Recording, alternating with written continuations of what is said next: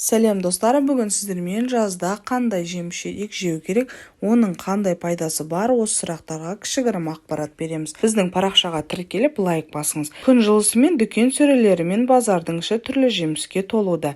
Бірақ оның қайсы пісті деп алынғанның көбі нитратқа, пестицидқа толы болады. Сондықтан әр жемісті өз пісетін уақытында жеген жөн.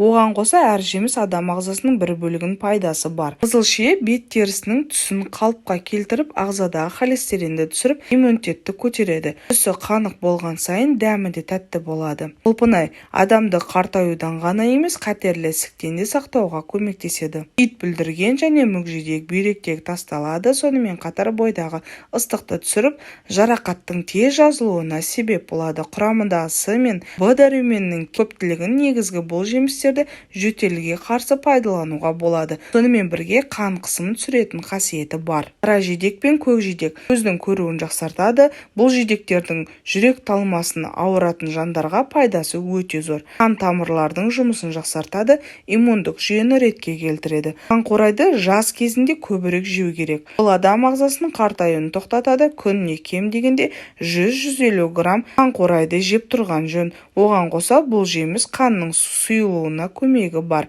Негізі осындай әсері бар дәрінің ішкеннен гөрі жемістің пайдасы көбірек. Дәрі секілді бір жерді емдей отырып, екінші жерге зиянын тигізбейтіні анық. Сіздермен ақпарат бөліскен адам әнтағам, денсаулықтарыңыз мықты болсын.